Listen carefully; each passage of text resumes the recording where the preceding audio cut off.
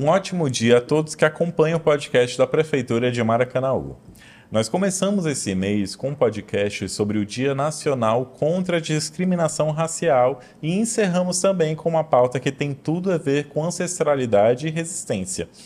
No último dia 25, comemoramos o Dia Internacional da Mulher Negra Latino-Americana Caribenha. E aqui em Maracanaú temos muitas mulheres que fazem da identidade negra e afro-brasileira um ato político e de pertencimento.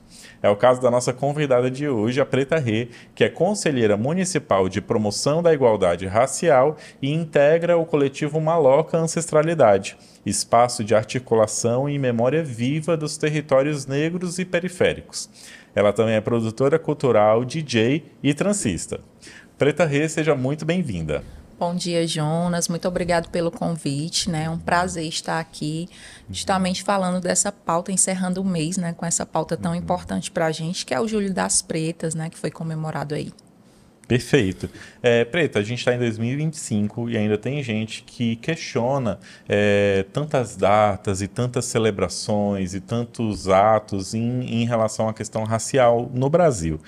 Vamos começar quebrando esse tabu realmente, né, e dando um recado para essas pessoas para promover a importância de um debate como esse, de datas que trazem esse debate para a nossa sociedade. O que você teria a dizer? Bem, o que eu teria a dizer ao pessoal que está assistindo esse podcast, né, é que essas pautas, elas são de extrema importância, né, e de urgência também, porque a gente ainda vive numa sociedade racista, infelizmente, né. Nosso país foi um país onde foi um dos últimos, né, a ser encerrada, né, esse processo de escravidão. Então, nós precisamos ainda, né, em pleno século XXI, falar bastante sobre essas pautas, como uma forma também de reparação histórica, né? Porque nós, né, que temos essa consciência de estar lutando por algo, a gente sabe que os nossos ancestrais lutaram muito mais do que a gente, para hoje a gente ter um direito, né? Para hoje a gente poder fazer o que a gente faz, né? E é claro que a gente continua a luta, né? Porque nós existimos, nós estamos aqui, e é interessante que as pessoas respeitem e lutem também, né? Não só o negro, mas os brancos também terem essa consciência. Aí eu te pergunto, quando que você começou a ter essa consciência racial e se motivou a pautar e a militar nessa área? Quando foi que foi o seu início? Quando eu me descobri e me tornei negra, né? Tornar-se negra é um ato mesmo, né, de consciência. Parte do pressuposto da gente só ver o negro como algo violento, né? A hipersexualização, né? Que é muito abrangente pelos opressores, né? Então, quando você se torna negro, você começa a realmente lutar, né, pelas suas pautas e entender que nós somos também um padrão, né? Nós temos o nosso padrão. Então, tornar-se negro, acredito eu que foi assim o principal boom, né, da minha jornada nessa caminhada, né, de me descobrir como uma pessoa negra, né, porque como você falou, hoje essa pauta está mais, né, elevada, mas quantos silêncios a gente passou na nossa infância, né, quanto sofrimento a gente como mulher negra, né, teve nas escolas, nas instituições que a gente frequentou, né? Infelizmente, a gente foi colocado numa situação, numa posição, né, que graças a Deus hoje as crianças não estão passando mais por isso, mas diante disso, diante dessa situação, você só consegue lutar por essas pautas quando realmente você tem a consciência de que você é negro, porque ser negro não quer dizer só pele, né? Ser negro quer dizer ter a consciência mesmo. Há pouquíssimo tempo atrás, a sociedade, essa questão do padrão de beleza, ela oprimia muitas pessoas a terem um tipo específico de cabelo, que não era o cabelo negro. E hoje a gente vê, e eu vejo assim, com bastante felicidade mesmo, crianças assumindo seu afro, as mães incentivando que as crianças não alisem o cabelo, não queiram estar dentro de um padrão, ou seja, isso também já é reflexo de uma identidade e de uma consciência consciência que as pessoas negras têm tido muito fruto desses movimentos, inclusive dessas datas, dessa militância. Por aí? Por aí, com certeza. Eu posso me dar como exemplo nesse caso, né? Eu já fui uma cacheada alisada, né? Devido a não me conhecer, a não me reconhecer e não ter um pertencimento, né? À minha classe, ao meu padrão de beleza negro, né? Então, eu já vim desse local, né? Passei pela transição capilar, inclusive as tranças, elas foram que me ajudaram, né? Nesse processo de transição. Fiz toda a minha transição através delas, elas me ajudaram muito nesse processo. E foi desse movimento de conhecer as tranças, de me conhecer, né, que eu fui realmente mudando, né, os meus padrões, né, para a nossa ancestralidade, em busca da minha ancestralidade, da nossa ancestralidade. Porque as tranças, elas também são uma memória, né, que foi apagada por muitos anos, né? E o padrão também foi muito descriminalizado, né? O padrão dos cabelos afros hoje realmente está mudando devido a essas pautas, esses pontuais, né? Que ainda é um pouco pontual, mas que a gente tenta trabalhar isso o ano todo, né? Não deixar só para falar sobre isso no julho, em novembro, né? Mas a gente tentar, né, levar essas pautas o ano todo, para que mais pessoas, né, não passem, não sofram com esses padrões impostos. E o que eu tenho a dizer é que nós também temos nosso padrão. Então, a gente tem que ter orgulho da nossa potência, do nosso padrão, né? E é isso. Perfeito, perfeito, é isso mesmo. É justamente o que eu ia perguntar para você, se essa atuação que você tem, novamente, entre todas as outras, né, de transista, ela veio junto com essa consciência, então, né? Foi uma coisa que uma coisa uniu a outra, é mais ou menos isso? Pronto. Eu já me tornei transista mais recente, né? Apesar de ser produtora cultural aqui no município há mais de 10 anos, né?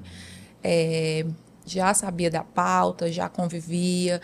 E transista mesmo, eu me tornei com 4 anos. E foi nessa busca, né, da valorização pelo padrão afro, né? Qual o objetivo, né? Além da minha transição capilar, né? De me tornar uma mulher negra e de aceitar o meu cabelo natural. O transismo, né? Ele me mostrou que, além de uma profissão, é também um tipo de pertencimento, é uma troca, é um afeto, né? Muitos clientes, muitas mulheres negras, elas precisam dessa rede de apoio, e as transistas, elas têm um papel principal, né? E primordial nesse acompanhamento e nessa valorização mesmo, né? Dos penteados afro, até conscientizar os clientes, né? Por que está fazendo esse penteado? De onde veio esse penteado, né? Porque muitas vezes eles não sabem, eles não têm. Acho também que a gente ainda precisa estudar um pouco mais, né? A gente, às vezes, não tem muitos estudos, não procura, né? Mas, assim, a internet está cheia, né, de conteúdos bons, maravilhosos, pessoas que falam muito sobre o assunto. E nós, como transistas, temos sim esse papel de valorizar, de ensinar os nossos clientes, né? De torná-los eles mais conscientes do que é que eles estão colocando na cabeça. Não é só um penteado, não é só uma moda, né? É uma cultura, né? E é milenar. Nós estamos há muitos anos, né? Repetindo um padrão, e hoje a gente quer mudar, porque a gente está aqui para mudar, né? Sim. E esse ano, Jonas, a profissão de transista se tornou uma ocupação, né? Antes nós não tínhamos essa ocupação, né? Não existia, ou era cabeleireiro, né? Não existia. E esse ano, né, em 2025, apesar de ser uma profissão milenar, né, apenas esse ano ela se tornou uma profissão reconhecida. E isso também abre muito, né, os caminhos, né, para as mulheres, para as transistas, para quem quer se tornar uma transista, né? você chegar neste momento e ver o quanto a nossa profissão, né, apesar de milenar, ela está ganhando mais forças. Perfeito. Assim, a gente bate muito nessa tecla e assim, eu vejo muito pelo lado da comunicação, né? Sou formado em jornalismo e comunicação visual também é importante, também comunica, né? Traz uma mensagem muito bacana. E assim, e aqui a gente não está necessariamente falando assim, você, pessoa que tem um cabelo crespo, que tem um cabelo que não é liso, você não pode alisar o seu cabelo, você não pode. Não, não é isso que a gente está dizendo aqui. Jamais. A gente está falando que você não precisa, para se enquadrar dentro de um padrão, ter o cabelo liso, alisado. E vamos nós aqui rapidinho, é um processo violento, né? A questão do alisamento químico no cabelo da pessoa. Então, assim, tem também até esse lado. Sim. E eu queria até levantar também uma outra bola para você, que é a questão dos homens. Como é que os homens se veem dentro desse movimento de beleza ancestral voltado para a questão racial? Eles também, as mulheres, por serem mais vaidosas geralmente, né, abraçam melhor essa questão das tranças, mas os homens também podem aceitar o seu cabelo afro, tem também a questão das tranças, né? Existe também esse lado para os homens? Com certeza. Inclusive, tenho bastante clientes masculinos, né? E eles também estão nessa busca, né, de aceitação, de reconhecer o próprio cabelo, que eu digo muito a eles, né? Principalmente os homens. Eles já nasceram, foram crescendo, os pais não deixavam o cabelo crescer. E muitos deles nem conhecem a textura do fio, porque desde criança cresceu ali 4 dedinhos, a mãe já leva no barbeiro e já corta, né? Isso também é uma questão de que veio lá dos nossos ancestrais, né? No apagamento mesmo da cultura, né? Quando eles tinham os cabelos raspados, né? Para realmente não deixar, não trançar, não utilizar penteados, e isso foi passado de geração em geração. E aí os meninos, eles ainda sofrem um pouco mais com isso, né? Por conta de estar sempre ali com o cabelo curtinho, né? Tem que estar sempre com o cabelo como se fosse imposto pela sociedade, que o cabelo do homem ele tem que estar na régua, tem que estar bonitinho, né? E acontece que não, né? Que a gente sim pode aceitar. E os meninos estão sim, viu? Eles estão deixando seus cabelos crescerem, estão conhecendo, cuidam, né? Como transista, passem orientações, olha, use isso, né? Mantenha o seu cabelo hidratado, utilize ali faça o seu cronograma, e eles realmente levam no pé da letra, né? Então, acredito que para os homens, né, também tem sido assim uma forma de se pertencerem, de se conhecerem, de se reconectar. Perfeito. E muito além, o trabalho da Preta, ele vai muito além dessa questão das tranças, né? A Preta, ela é conselheira municipal da promoção da igualdade racial, né? Como é atuar nessa área e viver essa experiência? O nosso conselho, né, ele é um conselho novo, né? Então, está com pouco tempo de atuação. Tivemos ali uma pausa, né? Tivemos alguns meses que a gente meio que pausou, né?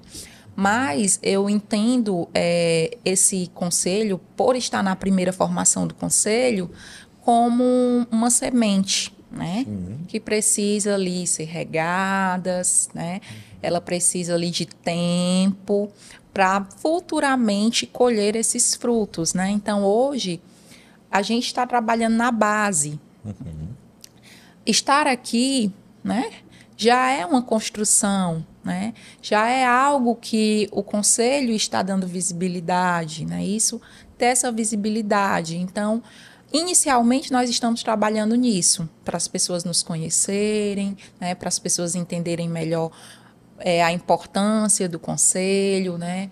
O que o conselho tem para oferecer, quais políticas públicas, porque apesar de antes o conselho não existir, mas as políticas públicas já existiam, né? Eu, como produtora cultural, já faço meu papel como produtora, né? nas comunidades. Então, agora a gente quer unir a instituição junto com o que já existe, o que já acontece, né? Então, o que eu tenho a dizer sobre o Conselho é isso, né? É uma construção e nós estamos agora no plantio, né? Para realmente, futuramente, colher. Perfeito. Falando sobre a Preta Rê transista, a Preta Rê conselheira agora, queria também falar sobre a Preta Rê produtora cultural, né? Me fala um pouco dessa atuação nessa área de produção cultural. Sei que você faz parte de um movimento, né? O Maloca não é movimento a palavra, é um Coletivo. coletivo, exatamente. Isso. Do coletivo Maloca. Quer falar um pouquinho sobre isso? Posso, claro. A minha atuação na Maloca, né, ela veio também do processo de me aquilombar. O que é se aquilombar? É se sentir pertencente a um grupo, né? É interessante falar sobre o aquilombamento, porque se você não se une aos próximos, né, você nunca vai se reconhecer como tal, né, como ter a consciência negra. Então, a Maloca, para mim, ela esteve nesse meu processo de me tornar negra, né, de me descobrir. Portanto, né, eu tenho a Maloca como o meu aquilombamento, né, meu quilombo, em qual conheci pessoas, em qual eu estudei com pessoas, tive mais conhecimentos. E assim, no município, né, aqui, a Maloca ela tem feito bastante ações, né, nessa pauta racial, com feiras, né? A gente trabalha com feiras de afroempreendedores, a gente sempre está fazendo algum movimento, algum sarau, alguns bailes, né? Como produtora cultural lá no Maloca, já realizamos vários bailes pretos, reggae, coco. Então, a gente traz essas nossas vivências, né, e culturas que o povo daqui, do nosso município, não consegue ter dentro do nosso município, né? Porque a gente entende que muitas coisas a gente precisa sair para ir para Fortaleza, como por exemplo, né? Para consumir algumas coisas, né? Aqui no nosso município é muito forte a questão do sertanejo, do forró, né? Então, essas outras vertentes culturais, né? A gente vai fazendo através dos coletivos, né? Então, a Maloca é um deles, né? De fortalecimento à nossa cultura, né? A nossa cultura afro, né? Como produtora também 10 anos, tem o coletivo Sexta Green, que é um coletivo de valorização à cultura reggae. E estamos nesses espaços, né? Estamos buscando, levando conhecimento, né? Levando essas pautas, abrangendo e abraçando os empreendedores locais, quando a gente coloca evento, faz festa, justamente para movimentar ali, né? A renda, né? Movimentar a comunidade, fazer com que gere algo, né? Não só além da cultura, mas gerar também uma renda para eles. Perfeito. Então a gente já está caminhando já para o final do nosso programa, mas eu ainda tenho pelo menos duas questões aqui que eu queria que a Preta solucionasse. A primeira delas, Preta, eu queria que você deixasse uma mensagem para as próximas gerações de mulheres negras, né? Muitas vezes crianças que possam estar nos assistindo, né? Adolescentes no ensino médio, começando a ter mais essa consciência também em relação à sociedade. Qual mensagem que você gostaria de deixar nesse podcast que a gente está comemorando essa data tão importante? Bem, primeiramente dizer que vocês são potência, né? É importante vocês se reconhecerem, né? Se unirem. Nós, como coletivo, como conselheira, sintam-se acolhidos, né? Se vocês já estão nessa fase de se tornar negro, de se pertencer, sintam-se acolhidos, né? Por mim e pelos demais, né?